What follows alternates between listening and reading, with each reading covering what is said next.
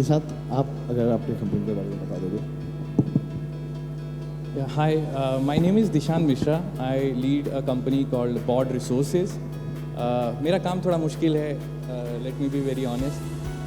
हम जिस विषय पे लड़ाई लड़ रहे हैं वो शायद एक तो दिखती नहीं है, बिजली, इलेक्ट्रिसिटी, और दूसरा चीज़ जिस वर्ल्ड कप की हम तैयारी कर रहे हैं वो अभी खेले जाने में अभी कम से कम 10 से 15 साल का समय है। तो this is a very long term goal that we have. दुनिया उसके लिए जब तक तैयारी करेगी तो for that so what we are doing is अभी भारत में लगभग 10% बिजली जो है वो सोलर और विंड से आती है, और इसको उठा के हमें 50% तक लेके जाना है। Non renewable capacity is around 50% and renewable should be around 40%. So to do that we need energy storage, ताकि जो सोलर और विंड एनर्जी है वो हर समय अवेलेबल नहीं है। जिस तरीके से हम कोयला कभी भी जला सकते हैं, ये परेशानी अब जैसे जैसे हम रिन्यूएबल कैपेसिटीज़ को बढ़ाएंगे वैसे वैसे और आएगी। अभी तक हम काम चला लेते हैं, कोयले के साथ दोस्ती अच्छी है, 70% जो बिजली है वो आज कोयले से आती है, बट ये संभव नहीं है भविष्य में इसको जारी रख पाना। इसके लिए एनर्जी स्टोरेज टेक्नोलॉजीज़ लगेंगी, और आज के समय में एनर्जी स्टोरेज टेक्नोलॉजीज़ अफोर्डेबल नहीं है। जो सबसे सस्ती जो एनर्जी स्टोरेज टेक्नोलॉजी जो स्केलेबल है वो बैटरीज, लिथियम आयन बैटरी, जिसका आप सब लोग प्रयोग करते हैं, उसकी पर यूनिट कॉस्ट 9 रुपये से लेके 15 रुपये पर यूनिट आती है। जो जिस टेक्नोलॉजी का हम समाधान जिस तरीके से निकाल रहे हैं उस टेक्नोलॉजी को हम बोलते हैं ग्रेविटी स्टोरेज। बहुत सिंपल कॉन्सेप्ट है, कोई भी चीज़ जो ज़मीन पे होती है उसमें अगर आप एनर्जाइज करें, उसको ऊपर उठा के लेके जाएँ तो वो एक एनर्जी स्टोर कर लेती है potentially. So this is the basis of technology, and by doing this we are really offering a very affordable form of energy storage, which can go as low as 1.5 to 3 rupees per unit. So we are trying to bring that down from 9 rupees to, and so this is what we are doing. It's exciting every day, but working it day and night in the labs is a story that continue to write itself, और शायद जब वो world cup होगा जिसमें हम participate करेंगे, may be that story will come out. तो जैसे आपने बताया एंड एवरीबॉडी अंडरस्टूड कि energy can be stored in the form of gravity, है ना। बोलने में बहुत आसान है, हाँ समझ भी जाते हैं, लेकिन असल में इतना आसान नहीं है ना, जैसे कि आपको पता है फर्स्ट टाइम। तो आप अगर थोड़ा बताओगे लोगों को कि चैलेंजेस कहाँ कहाँ पे है। तो in short I will try कि पहले कॉन्सेप्ट आपको बता सकूं। जैसे हाइड्रो पावर स्टेशन या हाइड्रो पावर जनरेशन का आपने नाम सुना होगा, मीन्स आपने साइंस में भी पढ़ा होगा। पानी ऊपर से हम गिराते हैं और नीचे एक टरबाइन के थ्रू उसको रोटेट करते हैं और उससे हम जनरेटर कनेक्ट कर देते हैं। तो ये हाफ साइकिल है, आधा काम जो है प्रकृति खुद कर देता है, पानी को ऊपर ले जाके पहाड़ों में जमाने का काम प्रकृति खुद कर लेती है। हम इस पूरी साइकिल को रिपीट कर रहे हैं यहाँ पर, दोनों साइकिल्स, यानी कि नीचे से ऊपर ले जाना।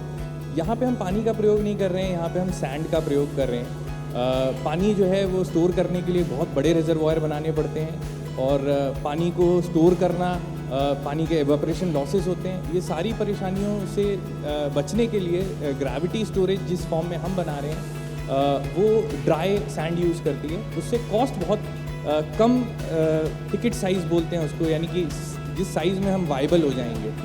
पम्प्ड हाइड्रो 5000 करोड़ के साइज़ में जाके वो आपको वो बिजली जो है जिस रेट पे चाहिए उस रेट पे मिल पाती है, बट हम यही काम 30 करोड़ पे करने की संभावना, बहुत प्रबल संभावना रखते हैं। और हमारा पहला प्लांट जो है we are working on that which is around 30 crore. This is one thing. The challenge that I wanted to quickly touch upon, दो तरीके के चैलेंज। एक फिजिकल चैलेंज है कि बहुत लंबे गोल होते हैं, इसको छोटे टुकड़ों में तोड़ना होता है, बट फिर भी एक चीज़ जो बहुत काम आती है वो चीज़ भगवत गीता में दी हुई है कि कर्म कर फल की चिंता मत कर। तो हर रोज़ सुबह आप उठें, और कुछ भी चैलेंज आता है, मतलब एक चीज़ हमेशा कांस्टेंट रही है, बहुत सारे इश्यूज आते हैं, mechanical, electrical, civil, control system, ये सारी स्टैक जो है, जो चैलेंजिंग स्टैक है, ये हम इसको रोज़ डील करते हैं, और कहीं से भी परेशानी आ सकती है। बट एक चीज़ जो कांस्टेंट है वो ये है कि जब भी परेशानी आती है टेबल पे रखिए, डिस्कस करिए, उसको सबसे पहले तो सवाल ही पूछ लीजिए। मेरा मानना ये है कि असलियत में अगर आप सही सवाल पूछ पा रहे हैं तो रिसर्च की सबसे बड़ी लड़ाई हुई है कि आप सही सवाल ढूंढ पा रहे हैं, अपने विषय को सही से एड्रेस कर पा रहे हैं। So this is one part of the problem which is physical in nature, कि आप अपना, which is mental in nature, कि आप अपना जो ध्येय है उसके ऊपर दूसरा है आइट्रेशंस, जो मिहिर ने जिसका जिक्र किया। आइट्रेशंस मतलब रिपीट कर पाना, एक चीज़ को इस तरीके से करना, इसको इस तरीके से करना, इसको इस तरीके से करना।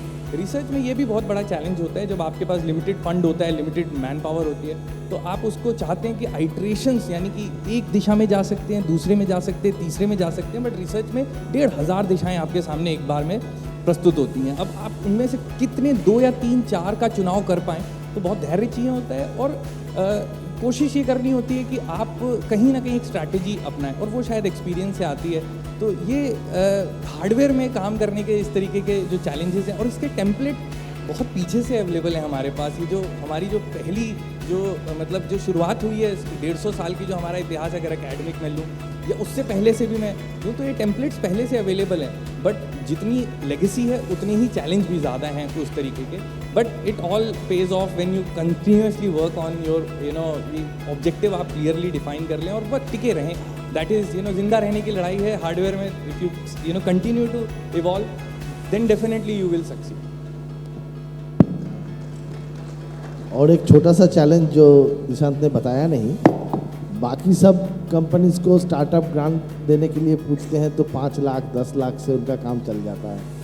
निशांत को पूछा, बोला कि मुझे 5 करोड़ चाहिए शुरुआत में, क्योंकि small structure will not serve this purpose and nobody is willing to bet on a new company with so much money, so that's another huge challenge. Just wanted to add, मतलब हम अभी ज़मीन लेने के लिए पिछले 1.5 साल से हम लोग तैयारी कर रहे हैं। जो हमारा सबसे छोटा प्लांट है वो 46 एकड़ में आएगा, 46 acres, which is quite a significant volume. तो चैलेंजेस हैं definitely, but I think it becomes easy, क्योंकि थोड़ा ग्लोरीफाई भी हो जाता है। अगर आप बड़े स्पेस में कुछ काम करते हैं, it becomes easy to reach out, people know that you are working on a large scale. So thanks, Nishant.